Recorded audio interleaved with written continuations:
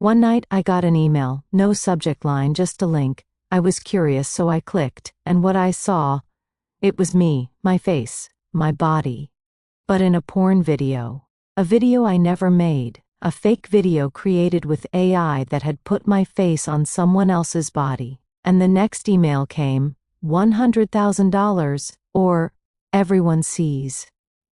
Blackmail. I was the CEO of a tech company. My reputation, my career, my life, everything was at risk.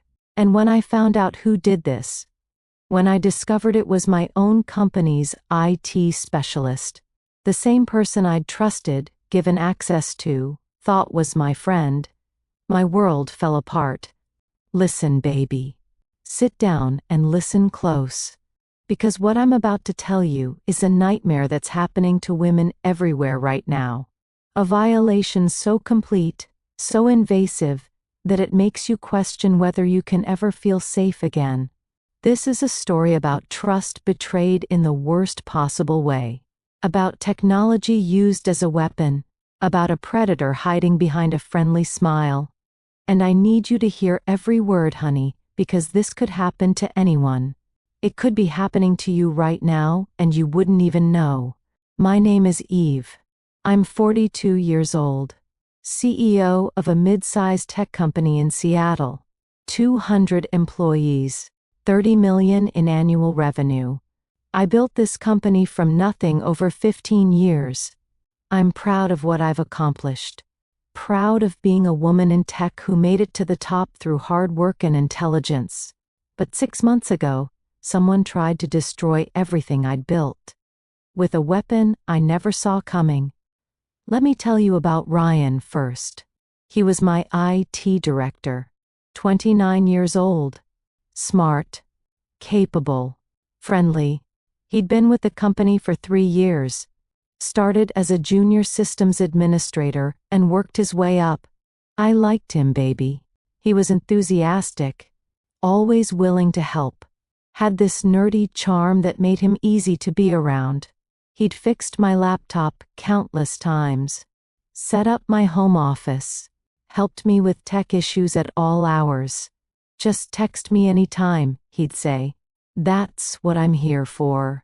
I trusted him completely, gave him full access to our systems, to my devices, to everything. Because that's his job, right? IT people need access to fix things. I never thought twice about it. The first email came on a Wednesday night. I was home alone, finishing up some work, when my personal email pinged.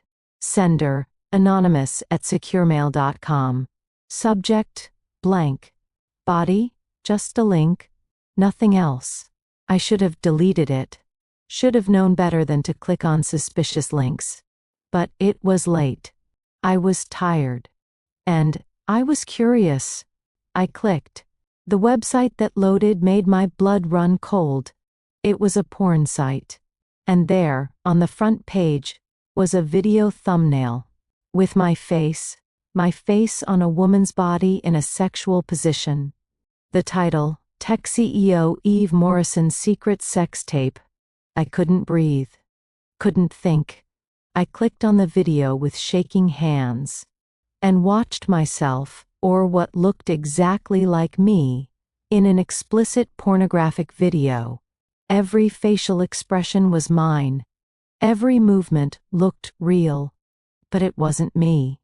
I'd never made a sex tape, never filmed anything like this. This was impossible. Except it wasn't impossible, because I knew what this was. Deepfake technology. Artificial intelligence that can map one person's face onto another person's body in video.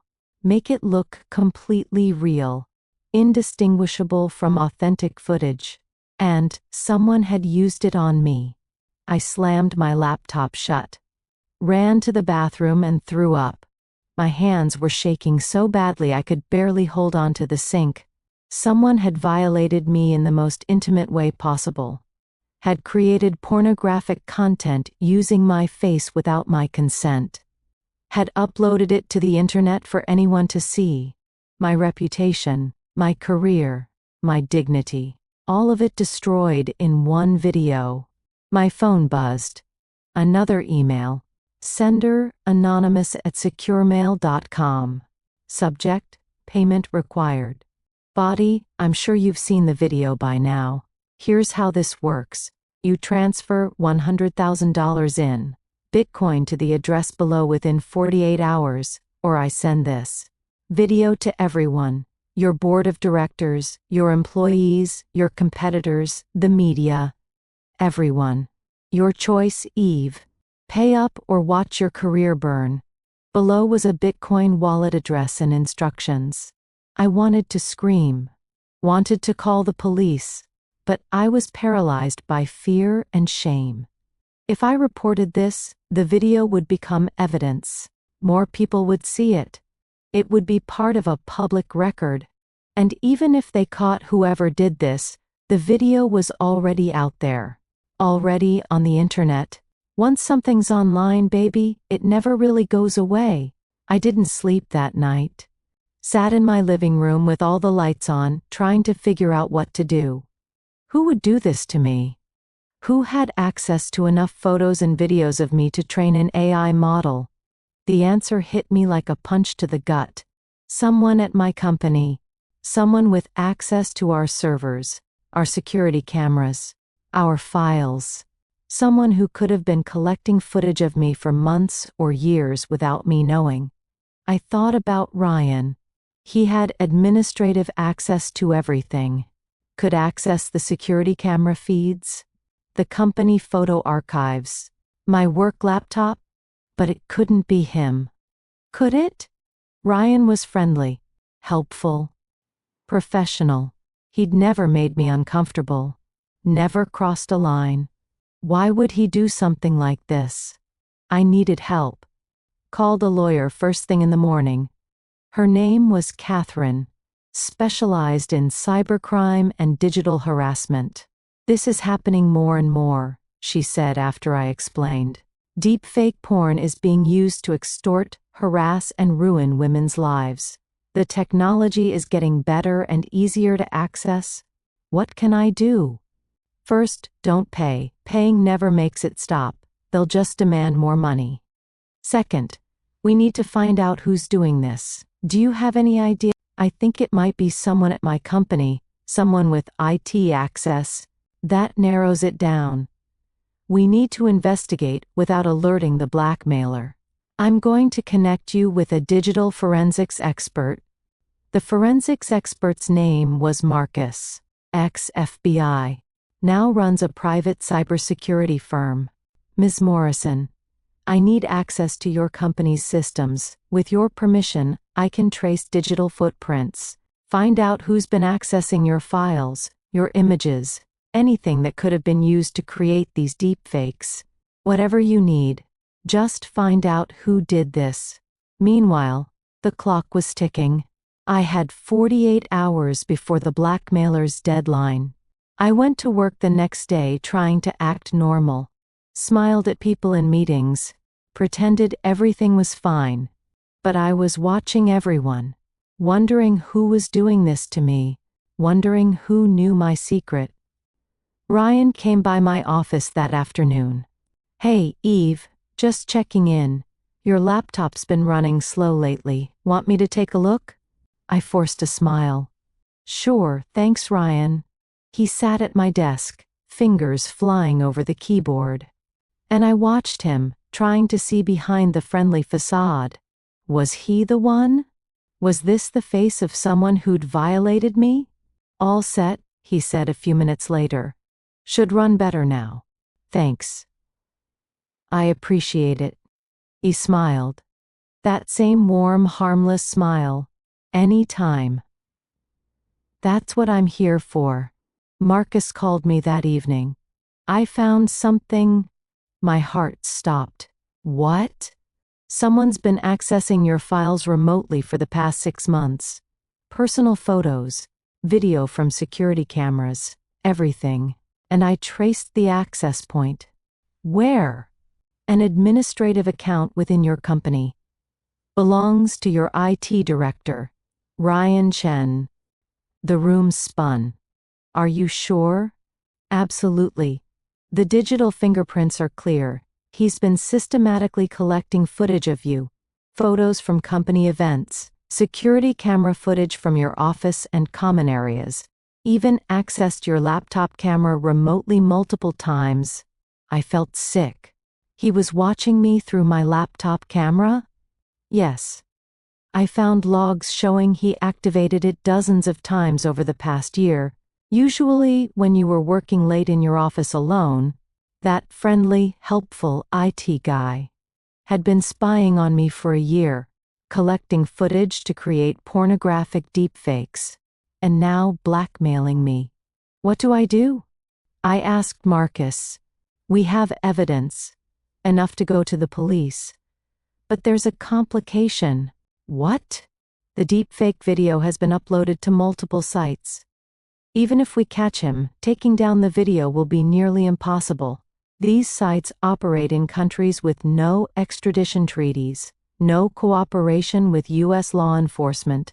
So even if he goes to jail, the video stays up? Most likely. Unless you pay to have it removed, and even then, there's no guarantee. I had a choice to make, baby. Report Ryan to the police and watch my humiliation become public record, or handle this myself, in a way that protected me and ensured he could never do this to anyone else. I chose option 2. I called Ryan the next morning. Hey, can you come to my office? I'm having issues with my computer again. Sure thing. Be right up. While I waited, I set up my phone to record audio in my desk drawer. Catherine had told me to get a confession if possible. Something that would hold up in court if needed. Ryan arrived with his usual smile. What's the problem? Close the door, I said. He did, looking slightly confused. Sit down. He sat, and I watched his expression as I pulled up the blackmail email on my screen. I got an interesting email yesterday. His face went pale. Don't lie to me, Ryan. I know it was you. I don't know what you're talking about. I have digital forensics proving you've been accessing my files for 6 months. Proof you activated my laptop camera remotely. Proof you created those deepfake videos. So don't insult me by lying. His face crumbled. The friendly mask disappeared. What was left was something cold, angry, entitled. You don't understand, he said. Then explain it to me. You're always so perfect, always in control, always the boss. Do you know how hard it is working for someone like you? So you violated me, created porn of me, blackmailed me? I needed the money. Do you know what you pay me? It's nothing. While you drive a Tesla and live in $1 million house, I pay you a competitive salary for your experience level. It's not enough. And you're always so untouchable. I wanted to see you vulnerable, wanted to knock you down a few pegs. The confession was pouring out now. Anger and resentment he'd been hiding for years. How did you do it? I asked, keeping my voice steady even though I was shaking inside. It's not hard. I collected footage of you from security cameras, company events, Zoom meetings, trained an AI model on your face, then mapped it onto porn videos. The technology is free. Anyone can do it. And you thought you could blackmail me? I thought you'd pay. Thought you'd want to protect your precious reputation, but now? He smiled. A cruel smile.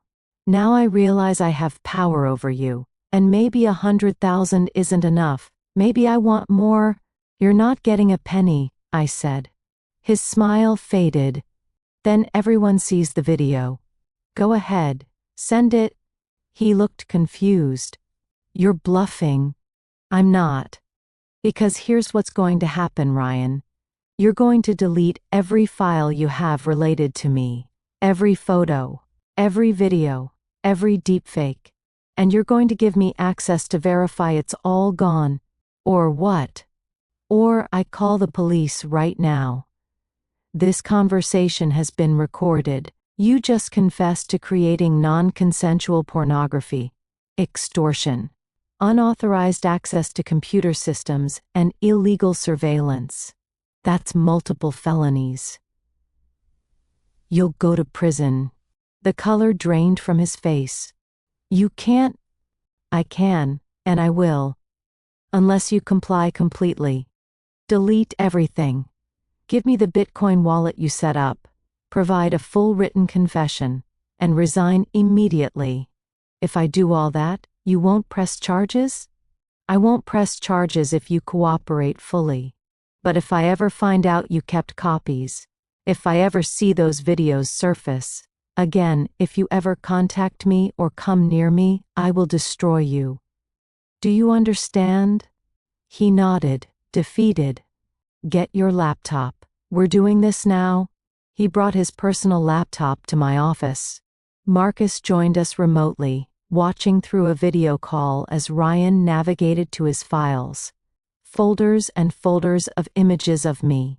Photos from company parties, screenshots from Zoom calls, security camera footage, hundreds of files collected over months, and the deepfake videos, 5 of them, each one more explicit than the last.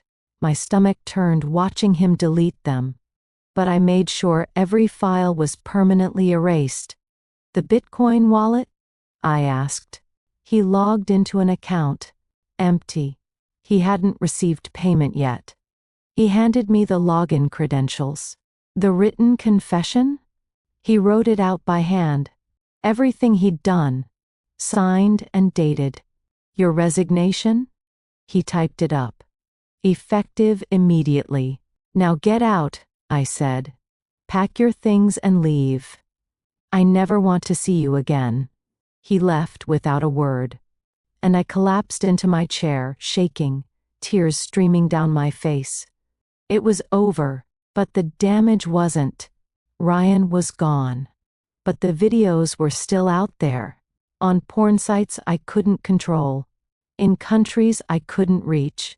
Marcus started the process of requesting takedowns. It'll take time, he warned.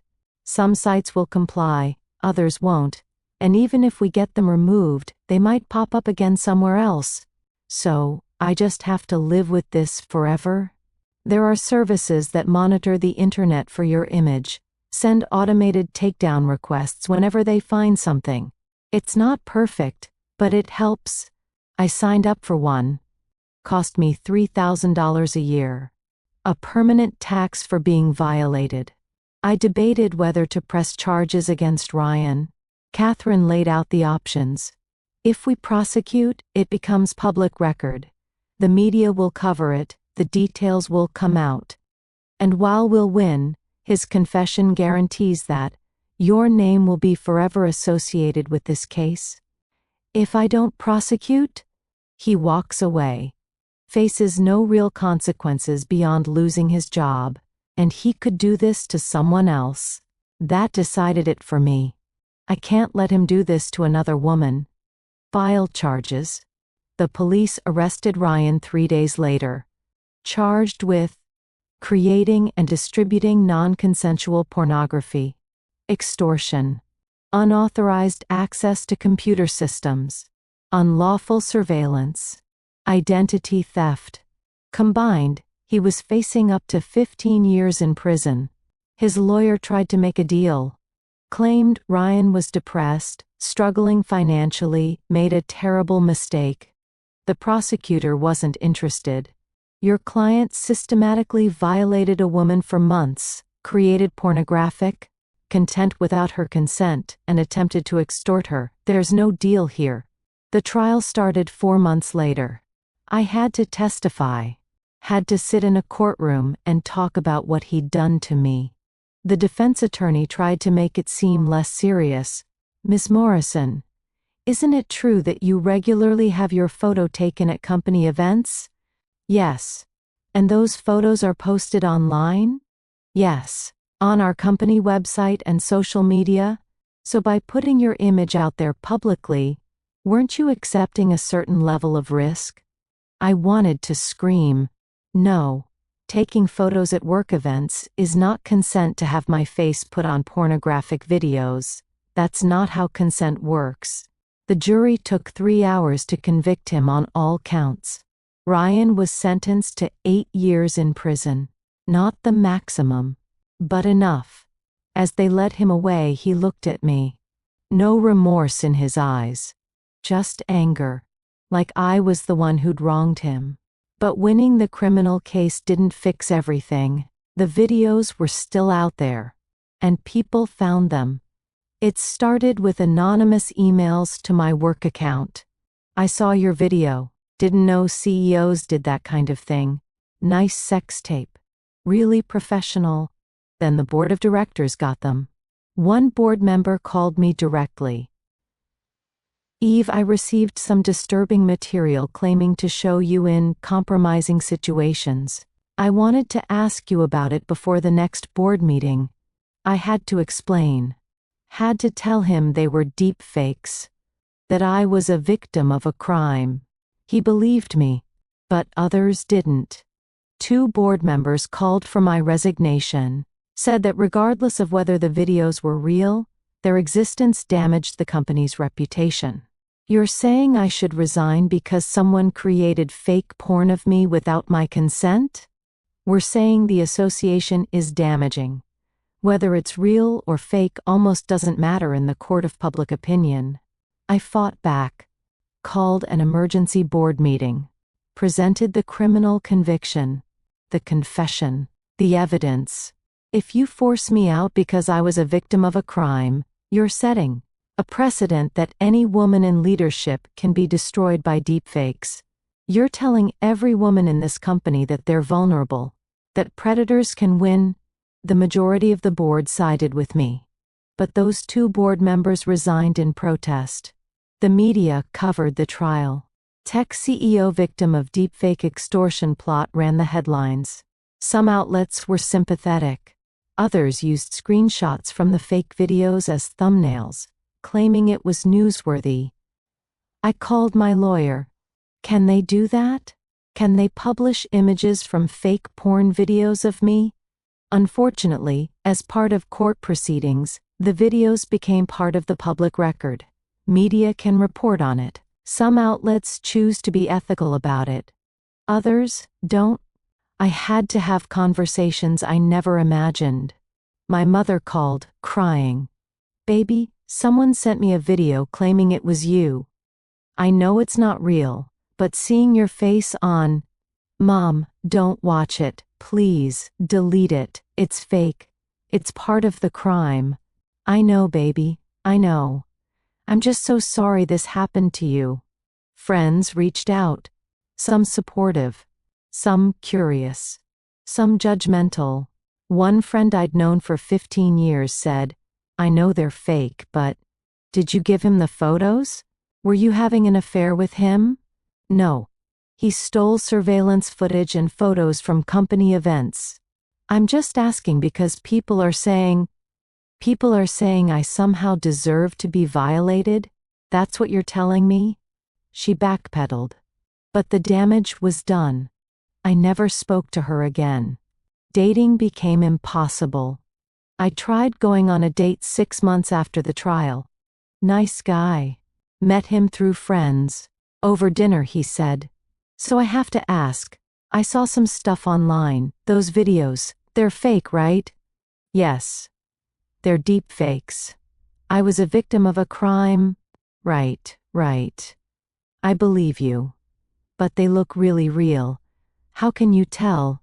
He'd watched them. This man I just met had watched fake porn videos of me before our first date. I left the restaurant, never dated again. The worst part, baby, was the loss of control. Every time I spoke in public, I wondered if people in the audience had seen the videos. Every business meeting, I wondered if clients had searched my name and found them. Every new employee who joined a company, I wondered if they'd Googled me first. I couldn't escape it. The videos haunted me everywhere. I started therapy. PTSD, my therapist said. What Ryan did to you is a form of sexual violence. You're experiencing the trauma of that violation. But he never touched me. He didn't have to. He violated your image, your identity, your sense of safety. That's real trauma. I had nightmares. Would dream that everyone could see through my clothes. That cameras were everywhere watching me. Would wake up in cold sweats, checking my laptop camera to make sure it was covered. I became paranoid about technology. Covered every camera in my house. On my laptop. My phone. My tablet. Stopped attending video meetings without carefully controlling the background. Stopped posting photos online entirely. Locked down my social media. Changed my security settings on everything. Started using VPNs. Encrypted email. Burner phones. I was a tech CEO who now feared technology. My company had to implement new policies. Rules about IT access. Limitations on what admins could do without oversight. Camera privacy policies. Data protection measures. It cost us hundreds of thousands of dollars to overhaul our systems. But it was necessary. Because if it could happen to me, the CEO, it could happen to anyone. Other women reached out to me. Women who'd experienced the same thing. One was a teacher. A student had created deepfake porn of her and shared it with the entire school. Another was a journalist. Someone created fake videos to discredit her reporting. Another was a politician. Deepfakes were used to derail her campaign. We formed a support group, met monthly, shared strategies, supported each other, because nobody else really understood. Unless you've had your face stolen, your image violated, your identity weaponized, you can't understand the particular horror of it. I testified before Congress. They were holding hearings on deepfake technology and the need for regulation. I told my story. Showed them the impact it had on my life. My career, my mental health. This technology is being weaponized against women, I said. And there are virtually no legal protections, no consequences, no way to put the genie back in the bottle once these videos are created.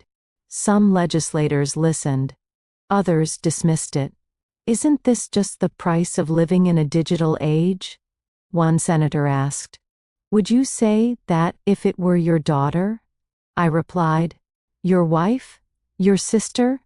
He had no answer. 2 years have passed now. Ryan served 2 years and was released on parole. I have a restraining order. He can't come near me or contact me. But he's out there. With the knowledge of how to do this again, to someone else. The videos still pop up occasionally. My monitoring service finds them. Sends takedown requests. Most sites comply. Some don't. It's a game of whack-a-mole that never ends. Last week, a new video appeared. Same face. Different body. Different scenario. Someone out there still has footage of me. Still creating new content. I'll never be free of this. I'm still CEO of my company. Still successful. Still respected by those who matter. But I'm different now, baby. More cautious. More guarded. More aware of how easily everything can be taken from you. How technology that's supposed to make our lives better can be turned into a weapon. How the person you trust most might be the one destroying you. People ask me, do you regret not paying the ransom? Would it have been easier? No. Because paying never makes it stop. He would have demanded more. And more. And more. Until I had nothing left. At least this way, I fought back. At least he's in prison. At least other women are warned. But I also ask myself, could I have prevented this? Should I have been more careful about photos? About where I went? What I wore? And then I catch myself. Because that's victim blaming. I didn't create those videos. I didn't violate anyone. Ryan did. And putting any blame on myself for his crime is exactly what predators want. So let me be clear, baby, if you're listening to this. This wasn't my fault. It's not your fault if it happens to you. You're not responsible for preventing predators from preying on you. They're responsible for their choices, their crimes, their violations. But you can protect yourself. Cover your cameras. Lock down your privacy settings. Be careful who you trust with access to your devices. And if it happens to you, if someone creates fake content of you, know this: you're not alone. It's not your fault. And you have options. Report it. Fight it. Don't let them win. I'm still fighting. Still working with legislators to create laws against deepfake porn. Still supporting other victims. Still showing up every day and refusing to be defined by what was done to me. Because that's what survivors do. We survive. We fight. We refuse to disappear. Ryan thought he could destroy me. Thought he could take my power, my dignity, my career. But he underestimated me. I'm still here. Still standing. Still fighting. And I'll keep fighting until the laws change. Until the technology is regulated. Until women are protected. Because no one should go through what I went through.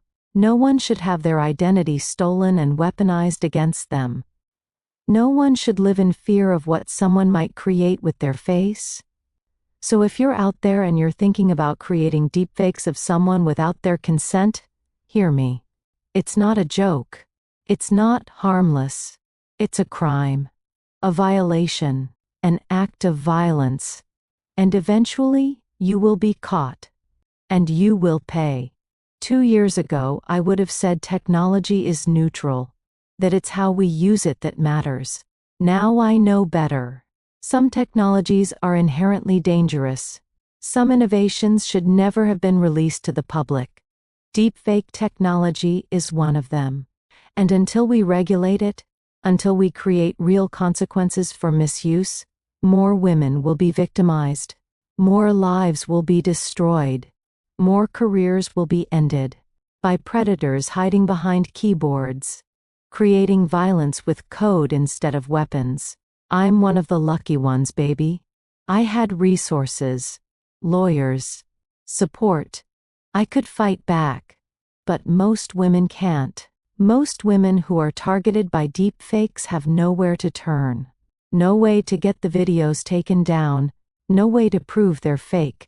No way to rebuild their reputations. They just have to live with it. Forever. That's why I'm telling my story. Not because I want to relive the trauma. Not because I want attention. But because someone needs to say it out loud. This is happening. Right now. To women everywhere. And we need to stop it. Final reflections. Your image is yours. Your face is yours. Your identity is yours. No one has the right to steal it. Technology can be weaponized. Just because we can create something doesn't mean we should. Predators hide in plain sight. The friendly, helpful person might be the one destroying you. Fighting back is hard, but giving in is harder. Don't let blackmailers win. The internet never forgets. But neither do survivors. We remember. We fight. We win. Trust your instincts about people. If someone makes you uncomfortable, there's usually a reason.